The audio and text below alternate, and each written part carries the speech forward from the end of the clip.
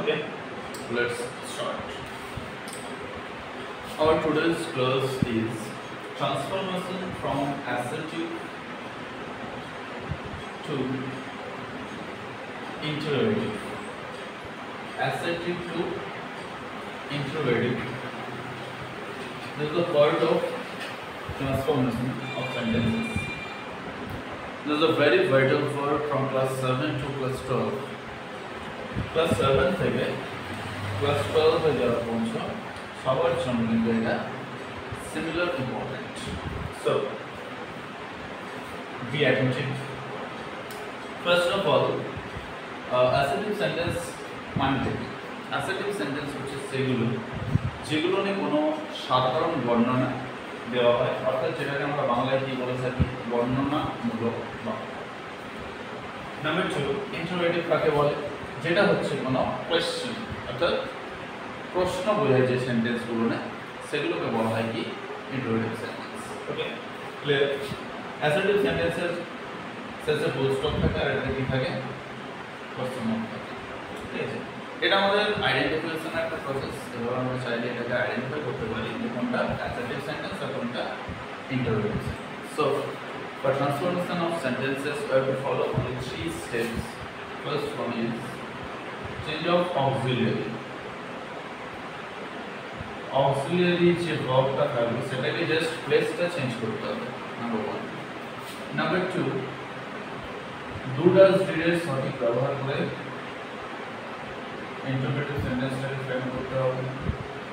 আর number 3, এই দুটো করার সাথে সাথে যদি কোনো WH ওয়ার্ড দিয়ে করতে বলা হয় তাহলে শুরুতে WH ওয়ার্ডটাকে বসিয়ে সেই WH ওয়ার্ডটাকে বসিয়ে তারপর যে অক্সিলারি সেইভাবে সঠিক সেন্টেন্সটাকে ফ্রেম করতে হবে। ঠিক আছে, তো ফার্স্ট অফ অল সবচেয়ে সহজ প্রসেস যেটা সেটাই আমি তোমাদেরকে দেখাচ্ছি। এক নাম্বার একটা সেন্টেন্স দিচ্ছি, he is going to school. He is going to school means সে স্কুলে যাচ্ছে। তো এটা কি একটা অ্যাসার্টিভ সেন্টেন্স, তাই তো? একটা সাধারণ বর্ণনা বোঝাচ্ছি। So this is an example of assertive sentence. To transform this into interrogative, we have to change only the auxiliary. যে অক্সিলারিটাকে যদি আমি ফার্স্টে নিয়ে চলে আসি সেটা কিন্তু আমাদের ইন্টারোগেটিভ হয়ে যাবে। যেমন ধরো ইউ আর ম্যাড, এই যে সেন্টেন্সটা থাকে you are mad, second sentence আমি দিচ্ছি যেগুলো তোমাদের খুব শোনা জিনিস সেগুলো বুঝতে সুবিধা হবে। ইউ আর ম্যাড এটা মানেটা কি তুমি পাগল, তাই তো? কিন্তু আমরা অনেক সময় তো ব্যবহার করে থাকি are you mad, are you mad এটা ব্যবহার করে থাকি, তাহলে এটা হয়ে গেল ইন্টারোগেটিভটা। কিন্তু প্রশ্ন হচ্ছে একটা ফ্যাক্ট তোমাদেরকে অবশ্যই মনে রাখতে হবে যে অ্যাসার্টিভ থেকে ইন্টারোগেটিভ বা ইন্টারোগেটিভ থেকে অ্যাসার্টিভ করার সময় একটা রুল আছে, যেটা হচ্ছে অ্যাসার্টিভ সেন্টেন্সটা যদি অ্যাফার্মেটিভে থাকে অর্থাৎ হ্যাঁবাচকে থাকে তাহলে আরেকটাকে যদি অ্যাসার্টিভটা অ্যাফার্মেটিভ আছে মানে হ্যাঁবাচকে আছে তাহলে ইন্টারোগেটিভটাকে অবশ্যই নেগেটিভে করতে হবে। ওকে, কখন? যখন শুধুমাত্র অক্সিলিয়ারি দিয়ে অর্থাৎ ইয়েস নো টাইপের কোশ্চেনগুলো করে থাকি। ইয়েস নো টাইপের কোশ্চেন কোনগুলোকে বলা হয়? যেগুলোতে কোনো WH ওয়ার্ড দিয়ে শুরু হয় না, কোনো অক্সিলিয়ারি দিয়ে শুরু হয়, অর্থাৎ am is are, was were, have has had, do does did, shall should, will, can, could, may, might, must এগুলোর মধ্যে যে এই যে অক্সিলিয়ারিগুলো সবগুলো সবসময় ইউজ হয় না। তো এইগুলোর মধ্যে যদি কোনোটা থাকে তাহলে সেটাকে বলবো আমরা ইয়েস নো টাইপের কোশ্চেন। যেমন ধরো এটাই শুরু হয়েছে আর দিয়ে, এটা ইয়েস নো টাইপের কোশ্চেন। যদি এটা থাকে আমার কোশ্চেনে মানে অ্যাসার্টিভ সেন্টেন্সে যদি আমার এটা দেওয়া থাকে সেটাকে ইন্টারোগেটিভে ট্রান্সফর্ম করতে বলা থাকে তাহলে আমি যদি আর ইউ ম্যাড করি তাহলে কিন্তু সেটা হবে না। অ্যাকচুয়াল রুলটা হচ্ছে এখানে নট অ্যাড করতে হবে। ঠিক আছে, তাহলে যদি অ্যাসার্টিভটা অ্যাফার্মেটিভে থাকে মানে হ্যাবাচকে থাকে তাহলে ইন্টারোগেটিভটা অবশ্যই নেগেটিভে করতে হবে। সিমিলারলি এখানে আমরা ইজটাকে এদিকে করে কিটাকে ওদিকে করবো, কিন্তু তার মাঝে আমাকে নট অ্যাড করতে হবে। Remember this. is not he but he same থাকবে going to school। এইভাবে যে কোনো সেন্টেন্সকে যেটাই কোনো অক্সিলারি থাকছে, যে যে সেন্টেন্সে অক্সিলারি ভার্ব থাকছে সেই সেন্টেন্সটাকে এইভাবে তোমরা করতেই পারো। Number 3,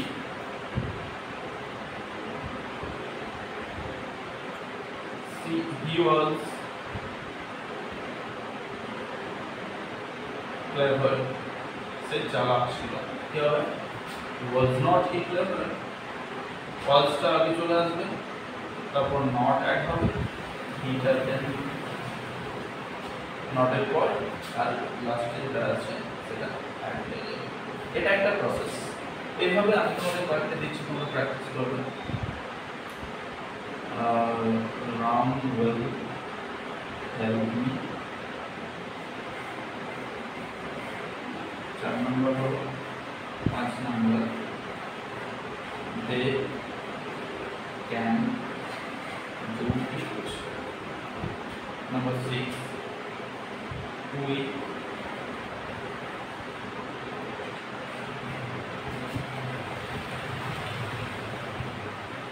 are enjoying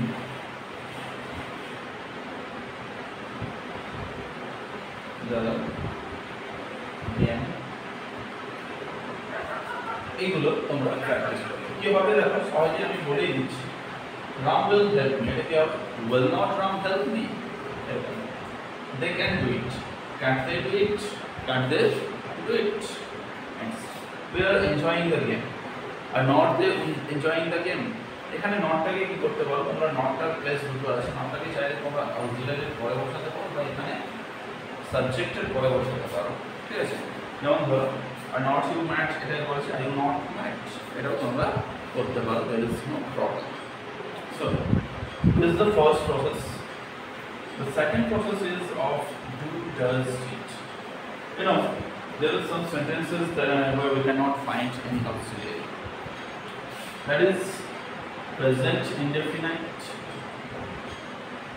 and past indefinite।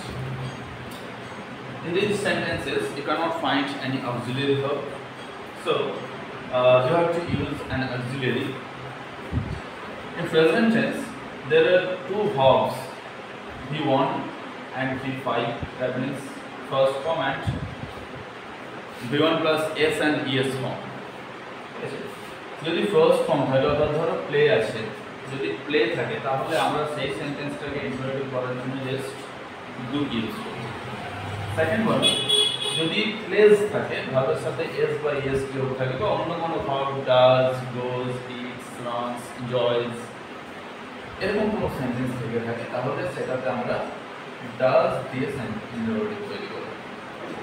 And third হচ্ছে এটা যদি পাস্ট ইনডেফিনিটে থাকে সেখানেও কোনো অক্সিলারি থাকবে না অ্যাফার্মেটিভ সেন্টেন্সে, সুতরাং সেটাকে ইন্টারোগেটিভ করতে হলে আমাকে ডিড ইউজ করতে হবে।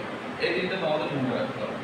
এটা কখন V2 থাকলে হয়, ফার্স্ট ইনডেফিনিট অবশ্যই V2 থাকবে, ভার্বের সেকেন্ড ফর্ম, আর সেখানে আমরা ডিড ইউজ করব।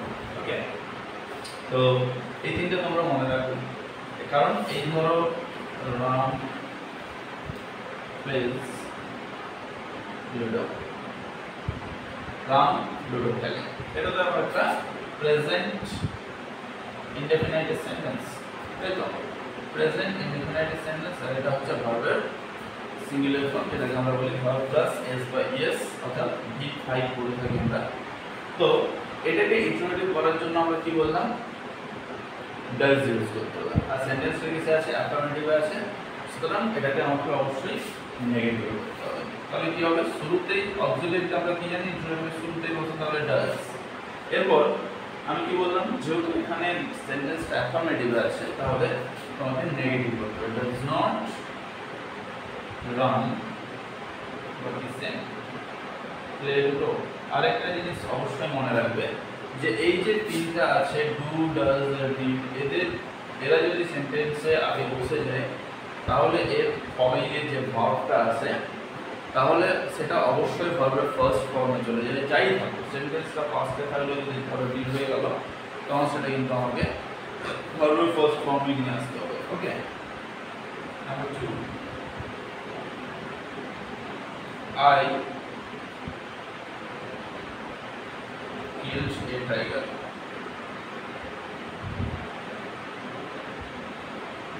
আমি একটা বাঘ মেরেছিলাম। এখন তো যাই হোক মেরেছিল না, তখন আর কিছু করার নেই, মরে গেছে। এবার দেখো আই কিল্ড আ টাইগার, এটা কি আমি একটা বাঘ মেরেছিলাম। এই যে কিল্ড এটা হচ্ছে ভার্বের সেকেন্ড ফর্ম পাস্ট ফর্ম, আর পাস্টে কি বললাম আমরা ডিড ইউজ করব। ওকে, যেহেতু ভার্বের সেকেন্ড ফর্ম আছে তাহলে আমরা অবশ্যই ডিড ইউজ করব। শুরুতে আমি ডিড বসিয়ে দিলাম। যেহেতু সেন্টেন্সটা অ্যাফার্মেটিভ আছে তাহলে আমি কি করব নট। আমরা চাইলে শর্ট ফর্মে ইউজ করে ডিডেন্ট অ্যাপোস্ট্রফি টি চাইলে ইউজ করতে পারো। ডিড নট আই সাবজেক্ট চলে গেল, ঠিক আছে। এরপর কিলসটা কি করতে হবে, যেহেতু আমি বললাম যে সেন্টেন্সে ডু বা ডাজ বা ডিড যাই থাকুক সেখানে আমরা অবশ্যই কি ইউজ করবো ভার্বের ফার্স্ট ফর্ম ইউজ করবো, Q A. Did not I kill a tiger? এরকম same he helped me. He helped me. This is number 3. Number 4, I solved the problem. Number 5,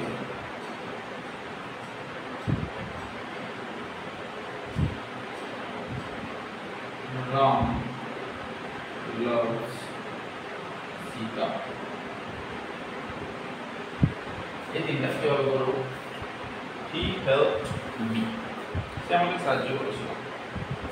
এটা দিয়ে দিচ্ছি আমরা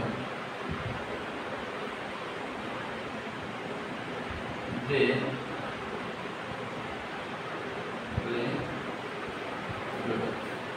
তো নাম্বার 3 তে আছে he helped me, helped কি ভার্বের সেকেন্ড ফর্ম, তাহলে কি দিয়ে করব ডিড দিয়ে করব। তাহলে ফার্স্ট টাইম কি বসাবো ডিড। এরপর যেহেতু অ্যাফার্মেটিভ আছে তাহলে not, did not he.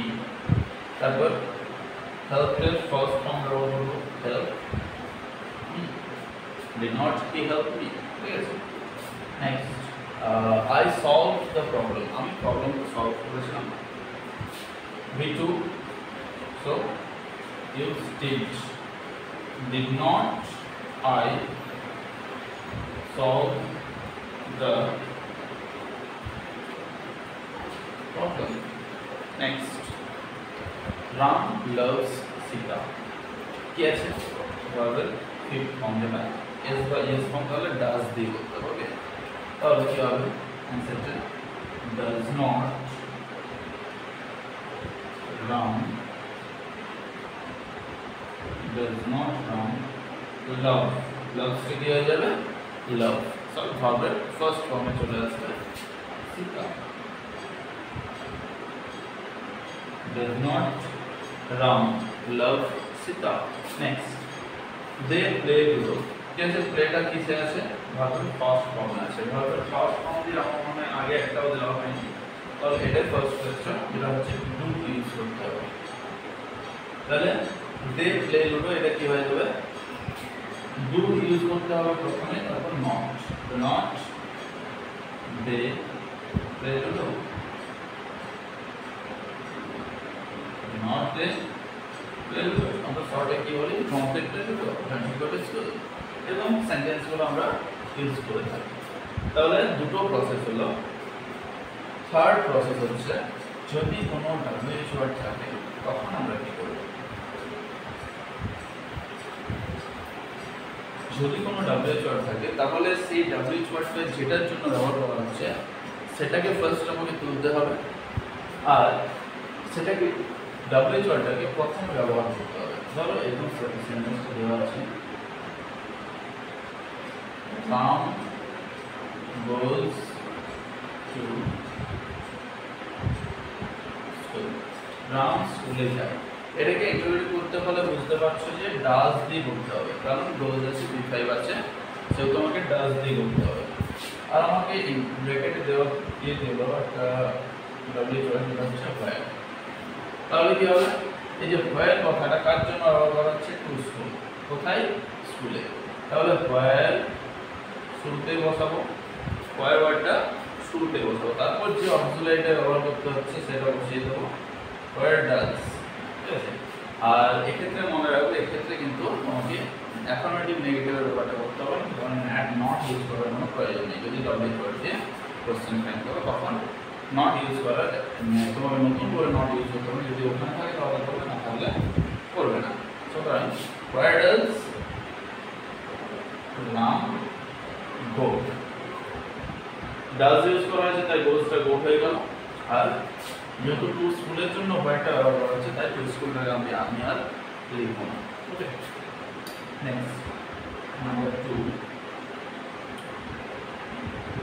he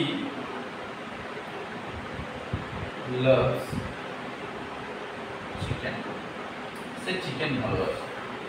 এটাকে পট দিয়ে বলতে বলা হলো।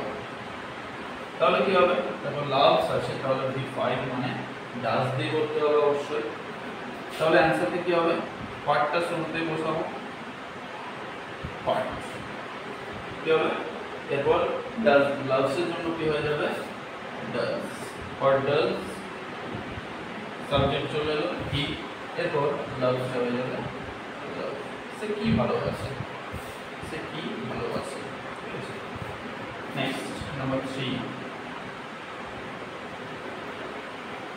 they live in কলকাতা, ওরা কলকাতায় থাকে, they live in কলকাতা। এটাকে ইনশর্টে কিভাবে করবো, ধরো আমাকে বলা আছে যে এখানে হোয়ার দিয়ে করো, ঠিক আছে। তাহলে হোয়ারটা কি জন্য ব্যবহার করবো, ইন কলকাতা, কলকাতার জন্য। তাহলে আমি অ্যান্সারটা কিভাবে করবো, আগেই ডব্লিউএইচটা বসাবো হোয়ার, এরপর যেহেতু V1 আছে তাহলে কি ব্যবহার করবো, do, where do they live, where do they live, লিভটা লিভে থেকে যাবে, সেটাকে তো চেঞ্জের কোনো ব্যাপার নেই কারণ V1ই আছে। নাম্বার 4, ধরো দিলাম he is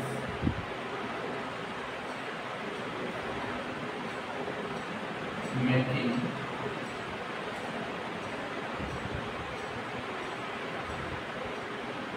something, সে কিছু করছে, he is making something। Yes, number 5, Rani was cooking, Rani was cooking chicken। Yes, এই দুটো। তাহলে ফার্স্টটা আছে, এটাকে আমি ধরো